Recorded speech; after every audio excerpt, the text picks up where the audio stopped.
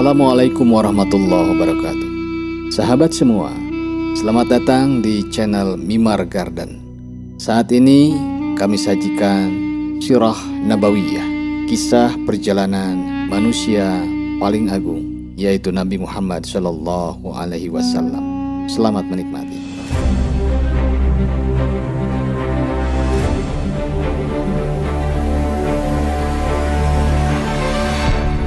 Renovasi Ka'bah dan penetapan putusan.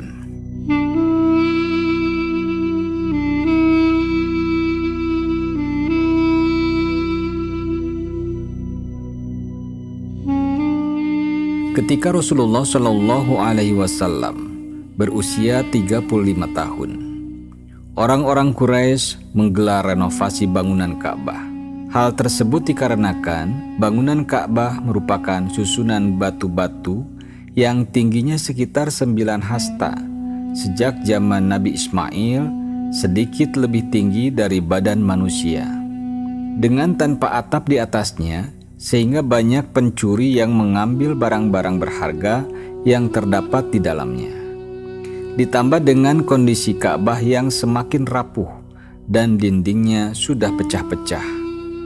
5 tahun sebelum kenabian, kota Mekah dilanda banjir yang sampai kepada Baitul Haram, sehingga memungkinkan Ka'bah runtuh kapan saja. Orang-orang Quraisy merasa ragu untuk merenovasi Ka'bah atau membiarkan apa adanya. Kemudian mereka sepakat agar tidak memasukkan bahan-bahan bangunan yang berasal dari yang buruk. Semuanya harus berasal dari yang baik-baik. Tidak boleh berasal dari mahar para pelacur atau hasil dari riba atau hasil dari berbuat zalim. Tetapi mereka semua merasa ragu untuk menghancurkan bangunan bersejarah tersebut.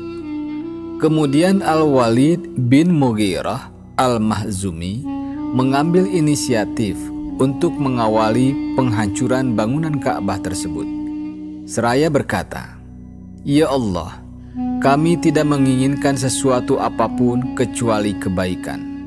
Setelah diketahui Al-Walid tidak mengalami apa-apa, pada hari kedua orang-orang Quraisy turut serta merobohkan bangunan tersebut, sehingga sampai di Rukun Ibrahim. Setelah itu, mereka siap untuk membangunnya kembali.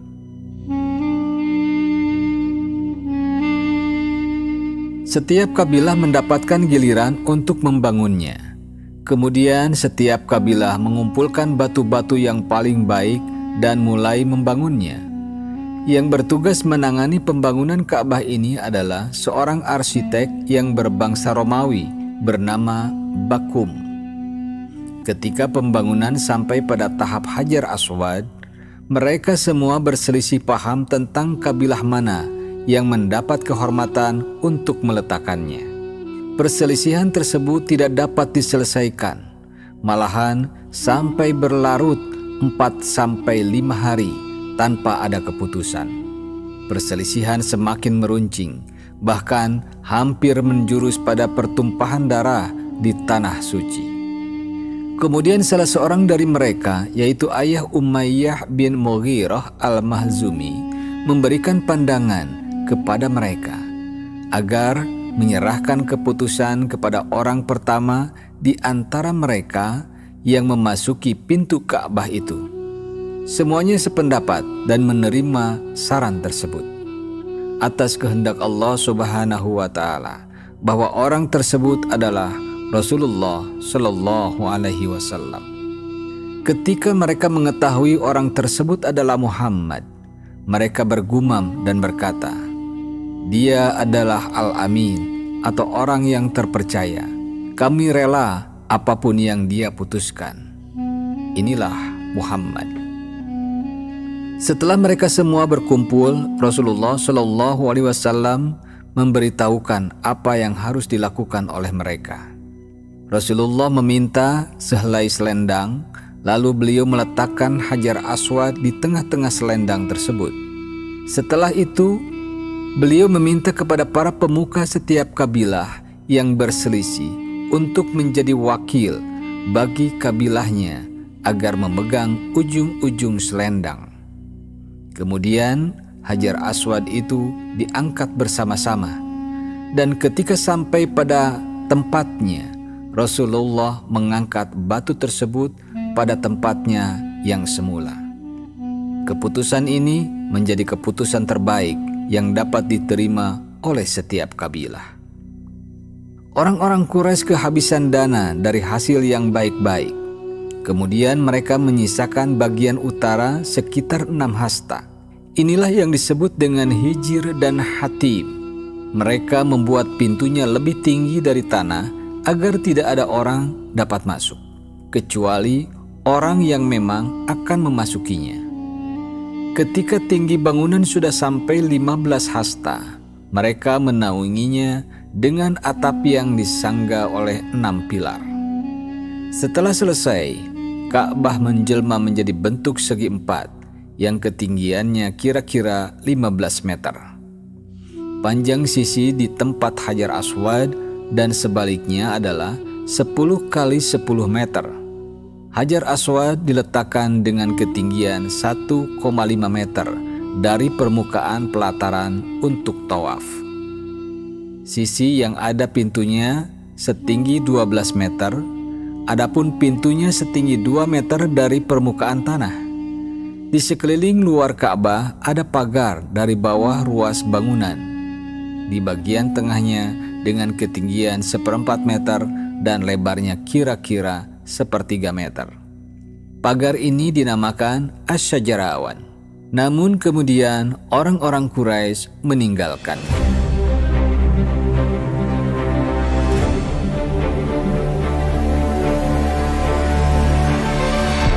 Pribadi mulia Muhammad sebelum kenabian.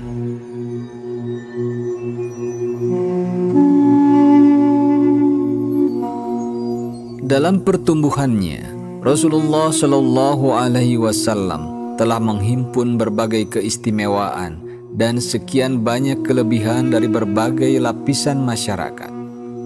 Beliau adalah sosok yang unggul dan memiliki kecerdasan dalam berpikir serta memiliki pandangan yang tajam.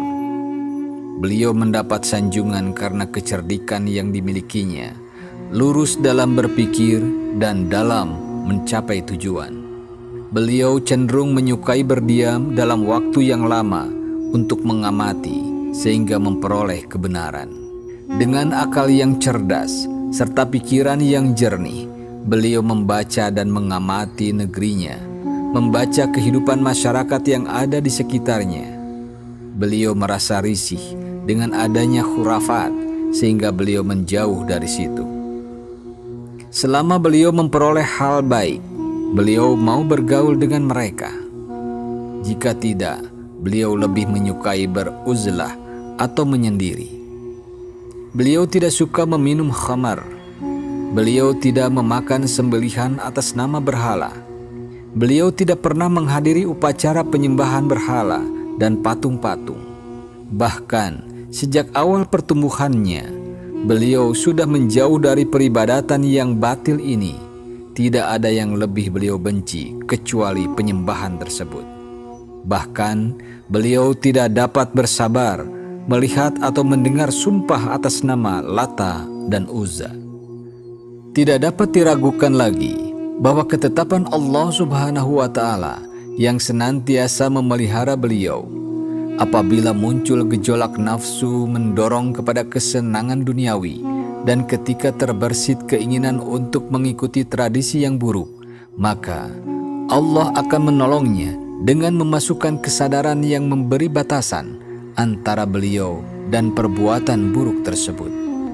Rasulullah Shallallahu Alaihi Wasallam bersabda, "Tidak terdetik dalam benakku untuk mengikuti kebiasaan yang dilakukan oleh orang-orang pada masa jahiliyah, kecuali hanya 2 kali.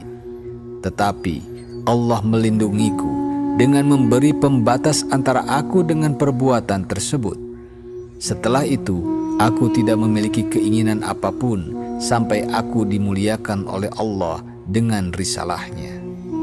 Satu malam aku pernah berkata kepada teman segembalaku di atas kota Mekah, "Awasilah gembalaku, karena aku ingin masuk ke kota Mekah dan hendak berbincang-bincang dengan pemuda yang lain di sana." Dia menjawab, "Akan aku lakukan." Kemudian aku pergi. Sesampainya di dekat rumah pertama di sana, aku mendengar suara rebana. Aku bertanya, "Ada apa ini?" Mereka menjawab, "Ini adalah perayaan pernikahan fulan dengan fulanah." Kemudian aku duduk dan turut mendengarkannya. Namun Allah menutup telingaku dengan menidurkanku. Ketika aku terbangun, matahari sudah meninggi. Aku pun kembali kepada temanku, lalu dia bertanya.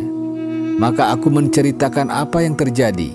Kemudian di malam yang berikutnya, aku melakukan hal yang sama. Hal yang sama pula terjadi padaku. Setelah itu, tidak pernah ada lagi keinginan untuk berbuat hal yang buruk lagi. Dari Jabir bin Abdullah, dia berkata, ketika Ka'bah sedang direnovasi, Nabi Muhammad bersama dengan Abbas mengambil batu. Abbas berkata kepada beliau, "Angkatlah jubahmu sampai di atas lutut agar kakimu tidak terluka oleh batu." Tetapi akibat diangkatnya jubah, beliau malah tersungkur jatuh. Seraya menengadahkan pandangan ke langit, beliau berkata, "Ini gara-gara jubahku, ini gara-gara jubahku." Kemudian beliau mengikatkan jubahnya, dan sejak saat itu beliau tidak pernah menampakkan auratnya lagi. Hadis riwayat Bukhari. Nabi Shallallahu Alaihi Wasallam sangat menonjol di kalangan kaumnya karena beliau memiliki keluruhan akhlak dan keutamaan budi pekerti serta sifat-sifat yang mulia. Beliau adalah orang yang paling utama kepribadiannya, terhormat di antara tetangganya, lemah lembut, jujur dalam setiap ucapan, terjaga jiwanya, terpuji kebaikannya, paling baik amalnya, tepat pada janji, dan sangat amanah dalam memegang kepercayaan, sehingga beliau mendapat gelar Al-Amin atau orang yang terpercaya, karena di dalam dirinya terhimpun segala kebaikan dan kesalehan, sebagaimana yang dikatakan oleh Ummu Mukminin Khadijah radhiyallahu anha. Beliau membawa beban sendiri, memberi kepada orang miskin, menjamu tamu, menolong siapapun yang berada dalam kebenaran.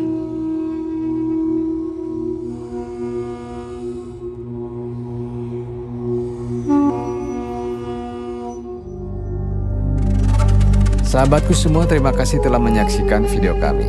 Jangan lupa untuk like, subscribe, dan share jika dirasa video ini bermanfaat. Terima kasih. Wassalamualaikum warahmatullahi wabarakatuh.